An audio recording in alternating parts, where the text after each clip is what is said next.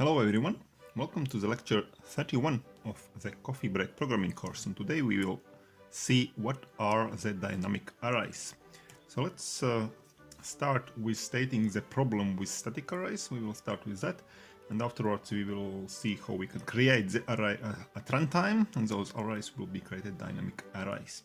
So let's start with the problem with static arrays. We saw last time that we can't change the size of the array at runtime, because the array is always created at compile time, meaning that the compile time is the time when the array declaration command is executed by the compiler, by the performer actually. So when the performer sees our program for the first time, so meaning that the compilation is going on, this is the time when the array is created in the memory. And so we must know the size of the array already at the compile time. We can't, for example, let the user enter the size of the array, because the user enter, of course, happens only at runtime. And so this was our problem from the last time. So we wanted, for example, allow the user to enter an integer n first of all, and afterwards n more numbers and more integers. So in this case, we had to assume the upper boundary of n. So let's say we know that n would not be larger than 100, so we can create an array with 100 places in the memory, for example. And then, yeah, of course, we can work around this problem. We use a big array of 100 elements, and we only exploit a small portion of it having n elements. But when n is larger than 100, then of course problems arise here, and this is not an elegant solution for this problem, of course. So what we would like to do now is to create the array at runtime. So not at compile time, but only at runtime, when we have already established, we have found out the exact size of the array. So for example, the user had entered the size n, then at runtime we would like to create the array. And actually there is a possibility to create the array at runtime. And let's see how we can do it. So this is the command that creates the array at runtime, the command new. New means to create a new array dynamically, meaning at runtime. And this command is indeed executed only at runtime by the performer, and this means to create an array for storing 5 integers. So this is how we do it. We write the command new, the keyword new. Afterwards we write the data type, what kind of data will be stored in the array, and afterwards in those brackets, square brackets, we specify the length of the array. So this is very useful indeed, but what is the problem here? The problem is how to access such an array now that it's created. So we can see that in this whole command here, no variables appear. So there is not a variable name, meaning that, okay, the array is created in the memory somewhere, but how can we access the array and how can we work with such an array? So actually what we need a variable that would point to some particular place in memory. For example, where the beginning of the array is located. Point to the memory, point to the array. So on this term point, this is a very important term actually. The terminology of pointing will be exploited very largely in the C++ language in the next lectures. So this is the first occurrence of this term point, to point, and this is what we need here, a variable that would be able to point to some particular place on this memory. And that variable can in reality be static, meaning that it can be made at compile time as a normal variable, and at runtime only the value of that variable would be assigned. So the value of that variable is the particular memory location. Because this variable will point to some place in memory, it means that the value of this variable will be the particular memory location, a particular cell of the memory. And this cell can be assigned at runtime when we know where the array is created in the memory. So let's see how those dynamic arrays, those arrays are called dynamic arrays, which are called dynamically at runtime, and step by step how we do the things with dynamic arrays. So first of all, we need to create this handler, or what we actually call a pointer in C++. And this array is created statically, meaning at compile time. This is a command how we do it. It looks like a regular declaration command for declaring an int-type variable r, but here we can see that this sign asterisk is located before the array name, the variable name r. And this whole command means that we declare here the pointer to an array. There is not yet an array involved here. The array is not yet created, but we have created the pointer that would potentially point to an array. An array will be created later at runtime, so this is executed at compile time as always, the declaration command.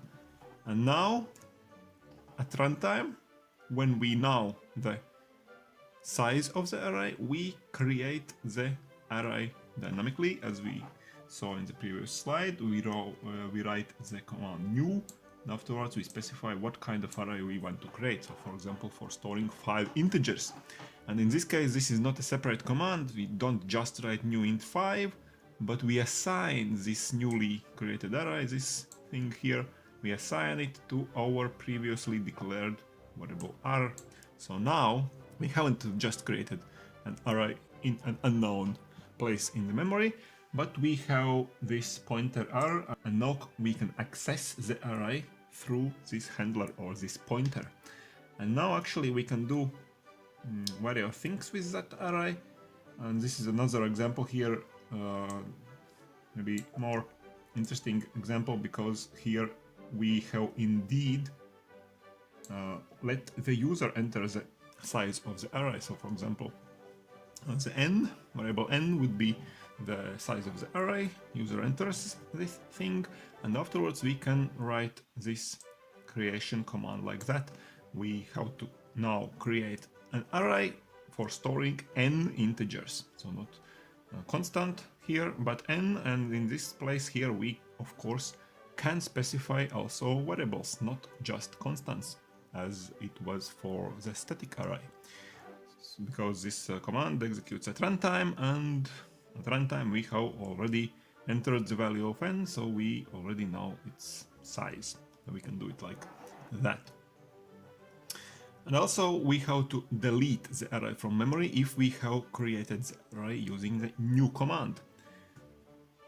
And the deletion command looks like that. We write the delete command, afterwards we just write the empty square brackets, and then we provide the name of the array, or this pointer to the array. And this is needed because if we create something in memory using the new command, it doesn't get automatically released by the performer or by anybody else. If we create something in the memory by ourselves using the new command, we have to free that memory space somewhere after we don't need the array anymore. So it's a good programming style that for each new command there has to be a delete command. If we just put things into the memory using the new command and don't release this memory space, the memory gets filled with stuff, and it's a very bad programming style to create programs like that. So this is the basics about the dynamic array. So now let's see step by step what is actually done when we perform each of those previously seen commands. So let's say the user wants to enter the size of the array. So first of all, we just create a variable n for storing the size of the array. It means that somewhere in the memory, performer puts the variable n. So as before, as always, just statically at compile time, the declaration command means that we as the performer, we have to find free memory space and assign the variable n to this space. So next command, this one, int asterisk r, means that we declare the pointer to an array.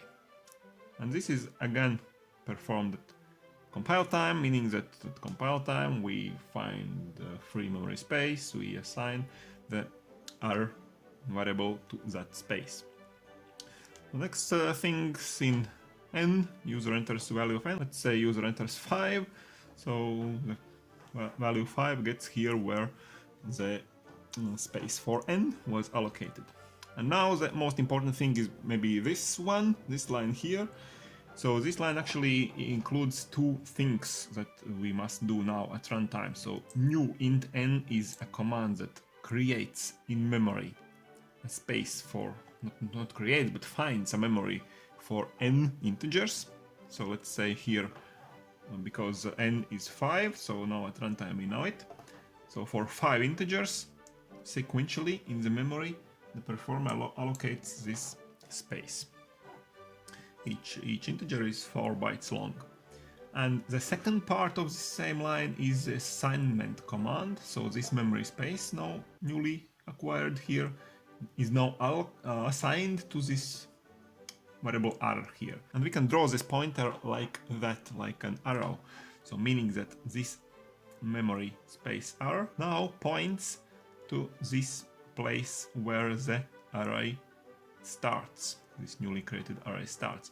And now the array is fully created in the memory. So array is located here in the memory, here, but the pointer is somewhere else, but we can assign the array using the pointer r, the variable name r. And actually now we can do whatever we like with that array in just the same manner what we have already seen in the static arrays. For example, we can write it like that.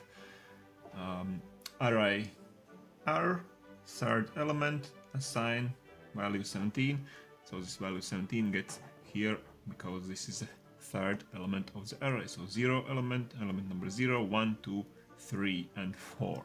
So we can do whatever we can do with static arrays in just the same way. So there is no differences using the static and dynamic arrays whatsoever. And finally, we have to release the memory space. We have to delete the array from the memory that we had allocated using the new command. So we write it like that, delete brackets r, meaning that this memory space is now freed. So it's now available for other purposes. And those two variables are not deleted from the memory yet, but we don't have to think about that at all, because those variables have been created by the performer, not by us, not by using the new command.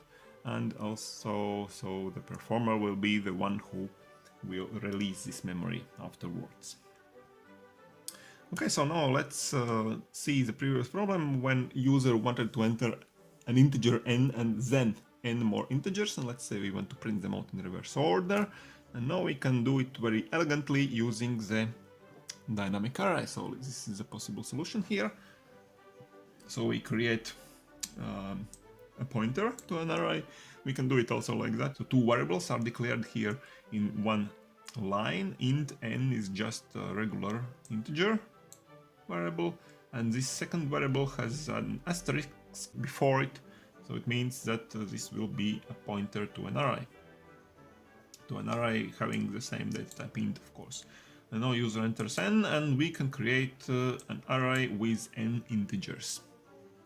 This array assigning to the variable r, of course. And now the whole other part of this problem here, this part here, printing out and before entering, of course, this is all done just like we did it in the previous examples when we used the static array. So for example, here in the first for loop, the user enters all the elements of the array and the array length is n, so we go with the index I as long as it is less than n, of course, from 0 to n minus 1, and let user enter.